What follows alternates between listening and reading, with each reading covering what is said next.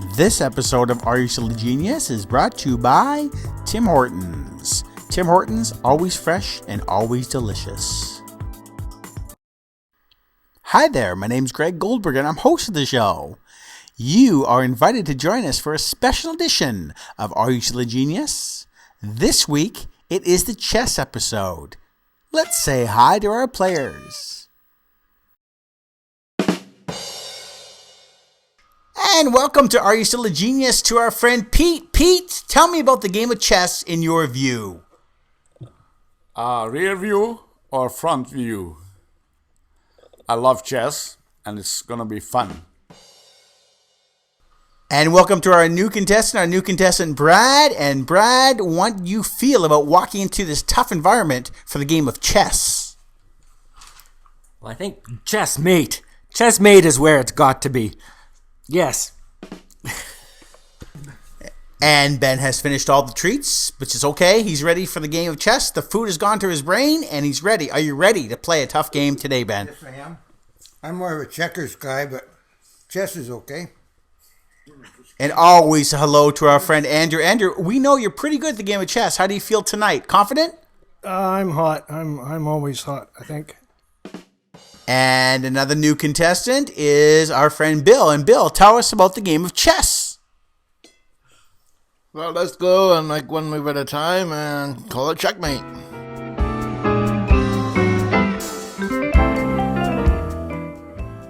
We improve our chess game more by studying our defeats, not our wins. Rare is a life that proceeds with one win followed closely by the next. Even the most successful will often have a past strewn with interim failures. But read the memoirs of those most successful people and you will learn they too studied their defeats, and it was those very defeats that informed their future decisions, leading ultimately to success. Thus, when you are defeated, do not become angry, bitter, or depressed. Lose with grace and wisdom. Learn from every blunder. Make a note of your errors and your opponent's strengths. Your opponent is your teacher. Defeat is your professor. Study the game as well as yourself, and choose your move carefully in chess, as in life. Good luck today, players.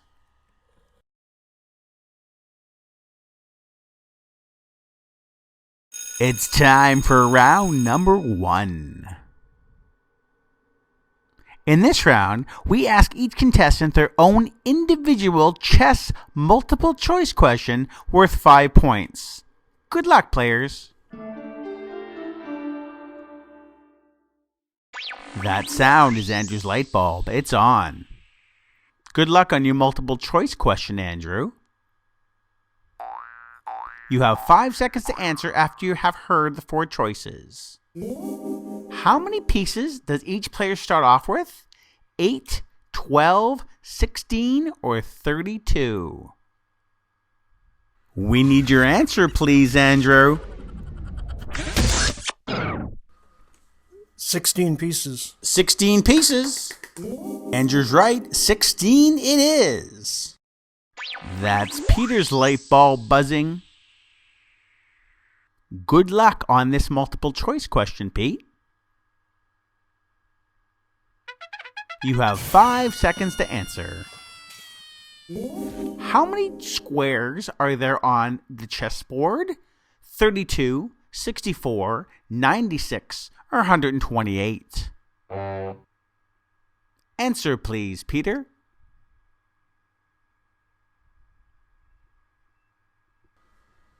Oh, I was pointed. 64. 64 is the answer. That sound means Brad's light bulb is on. And Brad, you have 5 seconds to answer the question once I am finished. We wish you good luck, Brad. Excluding the pawn and king, can any other piece come back to life? Yes? No? Only with God's help? Or I don't know? Answer, please, Brad. Why, yes. And the answer is yes. When a pawn crosses the board and reaches the last rank, it is promoted to a queen. Ben's light is flashing. It's time to ask him his multiple choice question. Good luck on this one, Ben. You have 5 seconds to answer. How many pawns are there at the start of the game? Both sides. 12, 16, 20, or 24? Answer, please, Ben. Speak in the hole, Okay. will you? 16. Each side gets 8. And the answer is 16 pawns. Bill's bulb is on. And here's your question, Bill.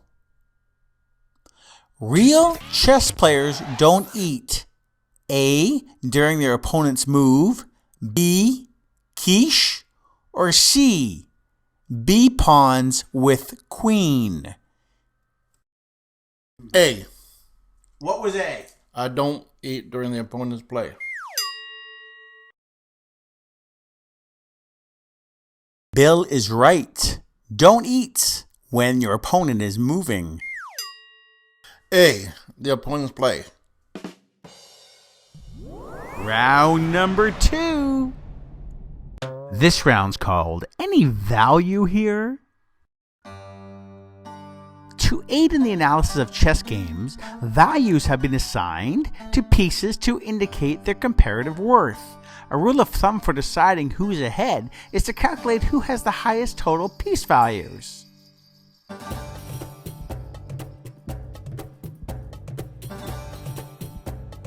Assign the following proper value amounts to the pieces to have the same value.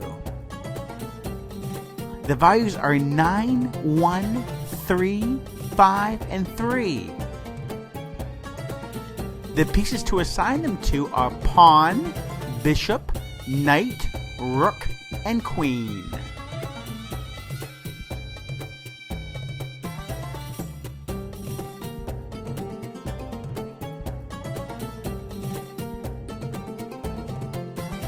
What value goes where?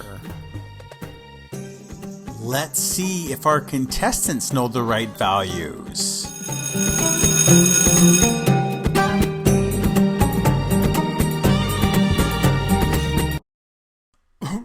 Go ahead. My list says pawn is 1, bishop is 3, knight is 3, rook 5, and the queen is 9. Okay. Here I've got on my list, I've got the pawn is 1, the bishop is 5, the knight is 3, the rook is 3, and the queen is 9. Oh, well, how do I know? Easy. Okay. 1 is... Can I do it now? Yes. Hello, fans. Speak in a hole.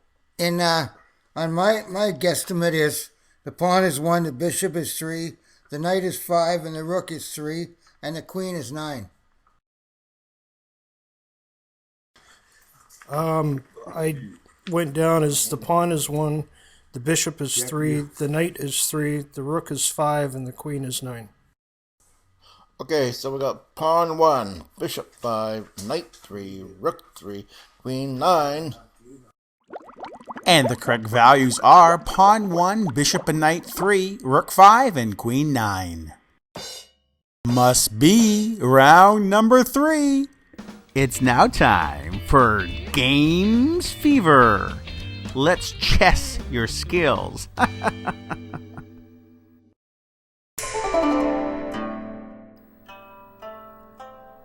The rows of squares on the chessboard are called ranks, and the columns of squares are called files.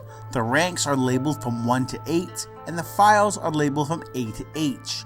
We use these numbers and letters to describe where pieces are on the chessboard.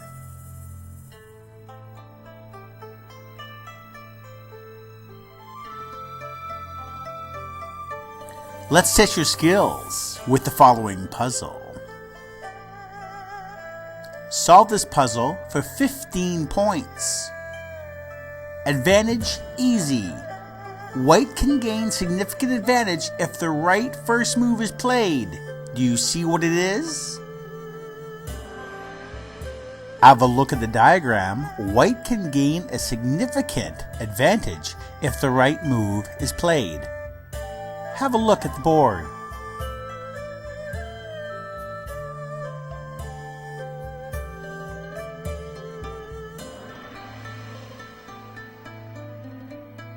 Okay, we're going to give you a hint. Look at this next hint. Notice the rook. The rook in C1 position has a red square around it. You must do something with that rook. Where are you going to move it to give yourself a significant advantage?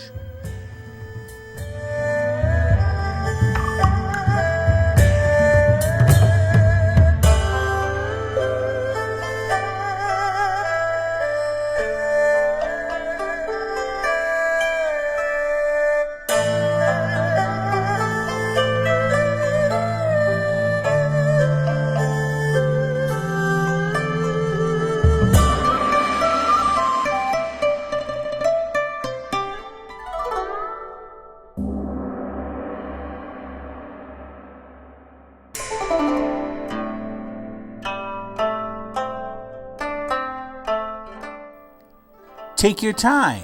Chess is a game of patience. Have a look. What would you do with the rook to give yourself a significant advantage? Take your time.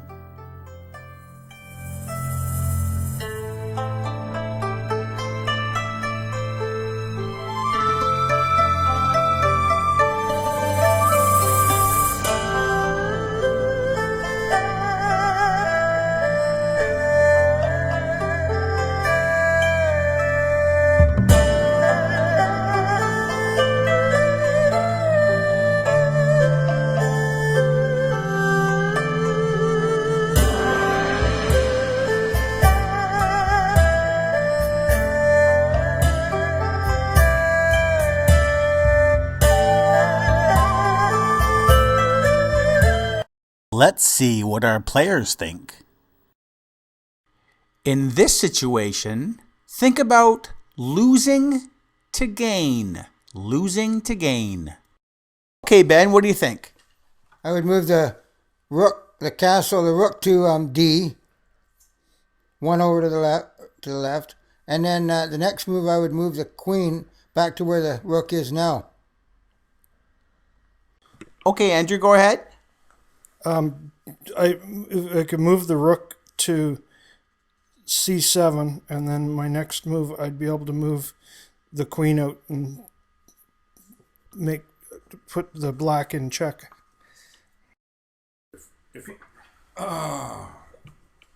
Excuse me, I gotta get closer to this. Hello. If I had to move the rook, I would move it to F1 first, and then I would move the queen to H7, knock off the pawn, and this chess at that time. And the next move is checkmate.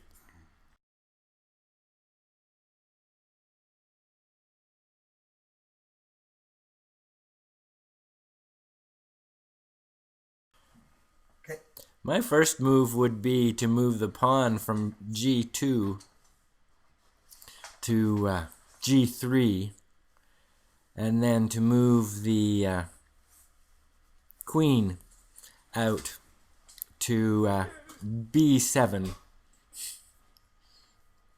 And then we'd start to harass the king from there.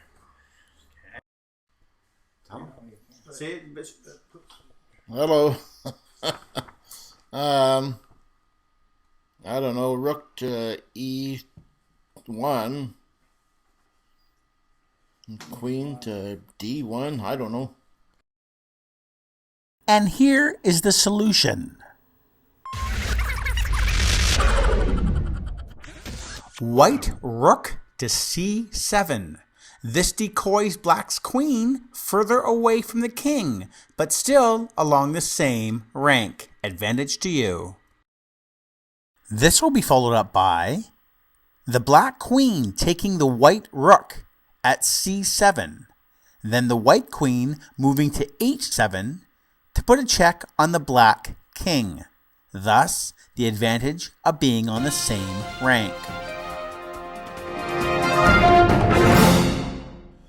And our final scores for this week, Ben was 5, Bill was 5, Andrew was 10, and Pete was 10. Tie for first place. Many thanks to the members of the Bluesheet Clubhouse. Without their help, this show would not be possible.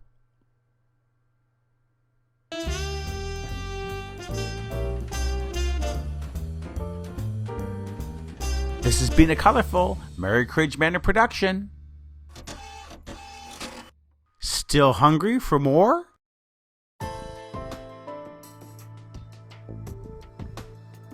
If you want to submit any trivia questions to our show to ask the players, just email me your trivia questions at greg@tbitalks.com, and I will be happy to incorporate them into the show.